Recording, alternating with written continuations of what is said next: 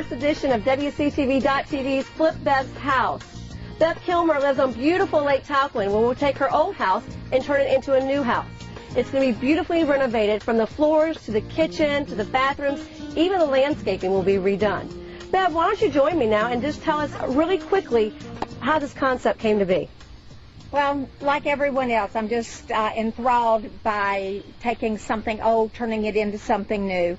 We decided we were going to sell our house, and I thought this is a perfect opportunity to actually take my house and give all of the upgrades that I would love to have done while I was here. That sounds that everyone else. That sounds wonderful.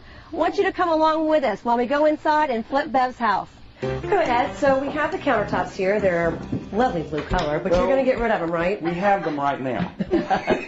They're all coming out and going to modernize by putting a real nice countertop in that'll match the flooring that we're going to do. The discussion on the flooring, by the way, is still whether or not we keep this. This is not a bad floor. It looks fairly nice.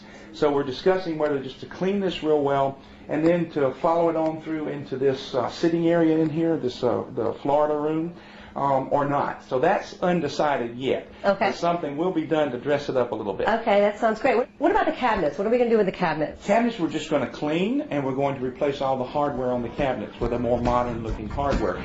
So this room, it's dark, it's blue, it's kind of closed in, and I had this feeling you want to open it up. Absolutely. We're going to open up, of course, the archway, as we talked about before, and make it a round archway entrance. We're going to take the walls are already in a little light popcorn. So we're going to keep that effect, but we're going to lighten it up again with a proper eggshell color, and we're going to do all new moldings and trim, and then we're going to take and do, well, there's a little special thing we're going to do besides the carpet. What's that? Right over here. Well, let's go see. Show you my sore spot. Yes. Ah. He's going to take this, sand it down, stain it, high gloss it, and it will be a beautiful centerpiece. I mean, when you've got a fireplace, it's supposed to be the center of the room. Absolutely. With this, modernized and not so country, because this is a country feel. And, you know, I want something that's more modernized and shiny and glossy, and it just says, look at me. And he can do that for me here. And you're going to keep the beautiful stone on the back. Oh, I love the stone. I do too. So tell me what you guys are going to do in this room. We're going to be taking all of the panel joints out and make it a smooth surface all the way around. Repaint the surface, probably doing a light orange peel effect. Take the ceiling completely down to a smooth ceiling and using like a semi-gloss so that it brings out the effect. Then we're going to take the tub area and we're going to take all of this out. We're going to make a whole new base with it that has a step that comes up so that you have Very nice. going in and out, right, in the fall.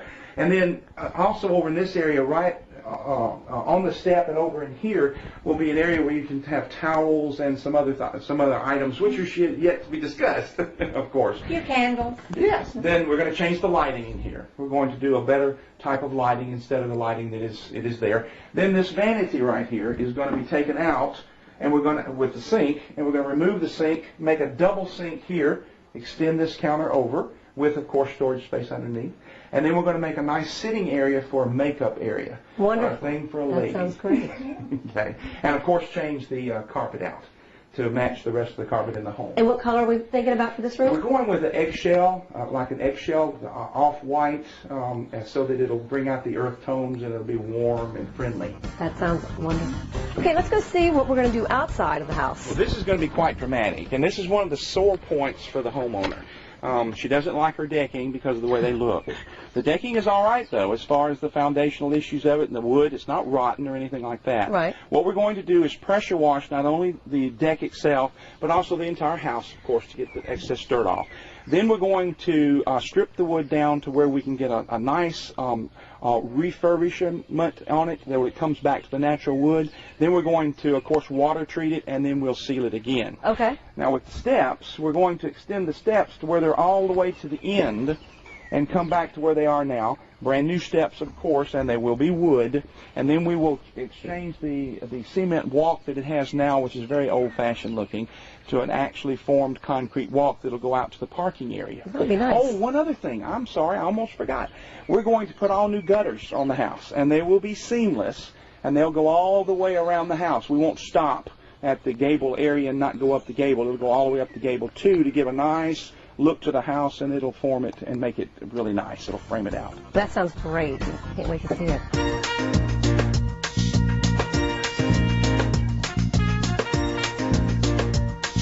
We're back at Bev's house where we're in renovations, and we're going to go inside now and see what's happened since the last time we were here.